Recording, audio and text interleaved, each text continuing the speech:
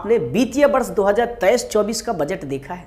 इस बजट में आपके लिए क्या खास है? आइए जानते हैं इस वीडियो में ये बजट आपके लिए इतना महत्वपूर्ण क्यों है।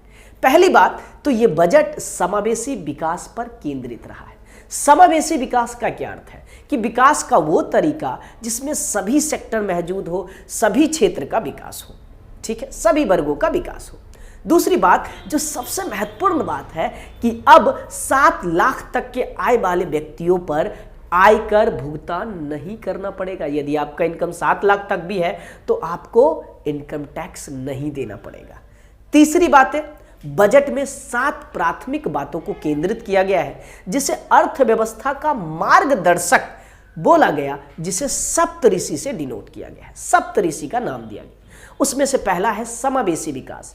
विकास का वो तरीका जिसमें सभी सेक्टर शामिल हो, सभी क्षेत्र का विकास हो, समाज के सभी व्यक्तियों का विकास हो, कृषि का विकास हो, स्वास्थ्य का विकास हो, शिक्षा का विकास हो, ठीक है। और दूसरा पिलर है अंतिम व्यक्ति तक पहुंच। समाज में जो सबसे पिछड़ा व्यक्ति है, गरीब परिवार है, आदिवासी जनजातीय लोग हैं, इन सारे लोगों तक सरकार की सुविधा की पहुंच हो।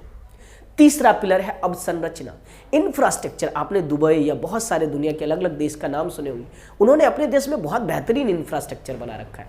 वैसे ही भारत भी अपने इंफ्रास्ट्रक्चर को इन्हेंस करेगा, आगे बढ़ाएगा, जिससे पर्यटन या दुनिया भर से लोग यहाँ पे आए या माहौल बेहतर हो बिजनेस का, व्यापार का, ठीक है। तो इसमें सड़क परिवहन हो, रेल परिवहन हो, सबको ठीक किया जाएगा। सामर्थ्य को प्रकट करना, अब जो सरकार है ये काम को किस तरह से प्रशासन को बेहतरीन कर सकता है, किस तरह से योजनाओं को सही तरीके से लागू कर सकता है, देश के विकास में सहायक हो सकता है, तो इसको सामर्थ्य के प्रकट के रूप में देखा गया है। हरित विकास, अब विकास का वो तरीका अपनाना पड़ेगा जिसमें प्रदूषण कम से कम हो सके, अर्थात सोलर प्लेट का इस्तेमाल किया जाए, विंड एनर्जी का इस्तेमाल किया जाए, जिससे कम से कम प्रदूषण होंगे। क्योंकि प्रदूषण तो आज के समय सबसे बड़ी समस्या है ना, ग्लोबल वार्मिंग तो सबसे बड़ी समस्या है।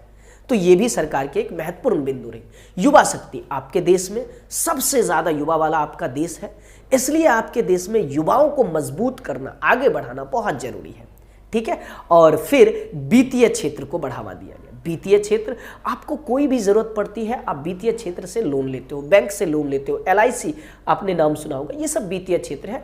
इसको बढ़ावा दिया जाएगा जिससे आपके जीवन में जब भी कोई भूचाल आए तो आपको पैसा देने के लिए, लोन देने के लिए बैंक उपलब्ध हो। अगली बात, कुछ और महत्वपूर्ण बिंदु को जानते हैं। प्रधानमंत्री गरीब कल्याण योजना के तहत जिन लोगों को अनाज मिलते थे, अर्थात अन्ना योजना, अंत्योदय योजना के तहत जिसे फ्री में अनाज मिलते थे, ऐसे प्राथमिकता परिवार को 1 साल और फ्री में अनाज दिए जाएंगे, ठीक है। अगली बात, जो मोटे अनाज है जिसे मिलेट्स कहते हैं, उसे सुपर फूड दुनिया वाले भी कह रहे हैं। और भारत में ये परंपरा रही है कि मरुआ, सामा, कोदो, बाजरा, ये सब तो प्राचीन समय से उगाते आए हैं, खाते आए हैं, उसमें बहुत प्रोटीन है। तो सरकार ने इसको बढ़ावा देने के लिए इसका नाम श्री अन्न दिया है, ठीक है। और कर में छूट मिला है, अब 3 लाख तक के इनकम पर कर में छूट मिलेंगे, ठीक है। आइए बजट के एक महत्वपूर्ण हिस्से आयकर के बारे में जानते हैं। पहले आयकर स्लैब 6 था, अब उसे घटाकर 5 कर दिया गया है। उसमें से 0 से 3 लाख वाले पर कोई टैक्स नहीं लिए जाएंगे। दूसरा, 3 से 6 लाख वाले आय पर 5% का टैक्स लिया जाएगा। 6 से 9 लाख वाले आय पर 10% टैक्स लिया जाएगा। 9 से 12 लाख वाले आय पर 20% टैक्स लिया जाएगा। और 12 से 15 लाख वाले आय पर 20%, 15 लाख से अधिक वाले इनकम पर 30% का टैक्स लिया जाएगा। इसे प्रोग्रेसिव टैक्स कहते हैं। प्रोग्रेसिव टैक्स कहने का मतलब यह है कि जैसे जैसे इनकम आपका बढ़ता है उसके अनुसार ही आपके ऊपर लगने वाला टैक्स भी बढ़ेगा। क्यों बढ़ेगा? क्योंकि आपके पास जो आप गरीब व्यक्ति या समाज के लोगों से चीजों को बेचकर इनकम प्राप्त करते हो, उस पर टैक्स लगा के सरकार आपके पैसे को गरीब कल्याण में लगाना चाहती है। तो प्रोग्रेसिव टैक्स में जैसे जैसे इनकम बढ़ता है तो टैक्स भी बढ़ते जाता है। इसे प्रोग्रेसिव टैक्स कहते हैं और भारत में प्रोग्रेसिव टैक्स सिस्टम ही लागू है।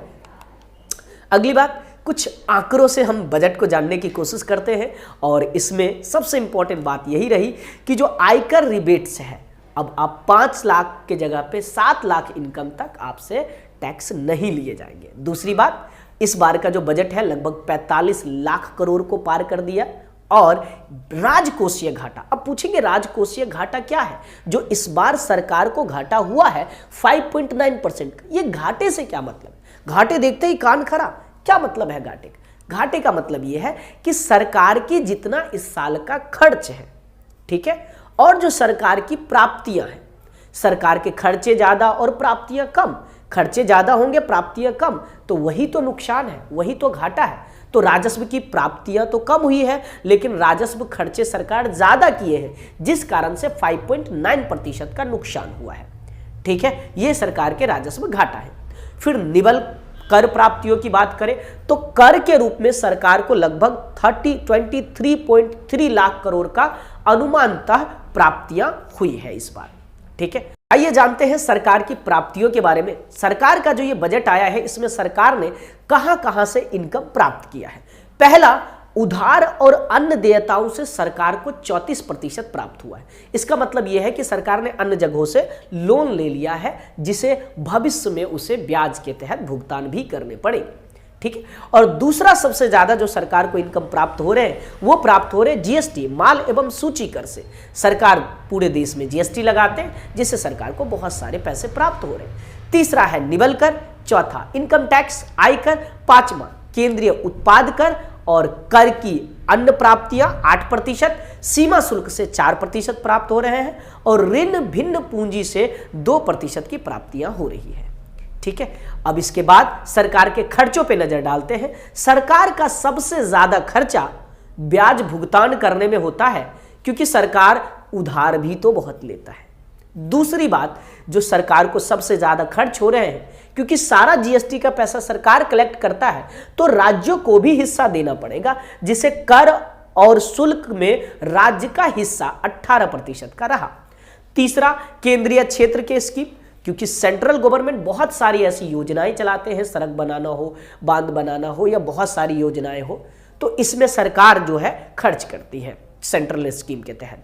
वित्त आयोग एवं अन्य अंतरण में 9%, केंद्रीय प्रायोजित स्कीम में 9%, रक्षा के क्षेत्र में 8%, सब्सिडी में 7%, पेंशन में 4%, अन्य व्यय और सारे जो खर्चे हैं वो हमारे 8% इस बार रहे हैं। ऐसे ही शानदार वीडियो देखने के लिए मेरे द आइडियल एजुकेशन सेंटर को सब्सक्राइब कीजिए, लाइक कीजिए और अपने दोस्तों के बीच भी। और वीडियो कैसा लगा इसके बारे में कमेंट कीजिए।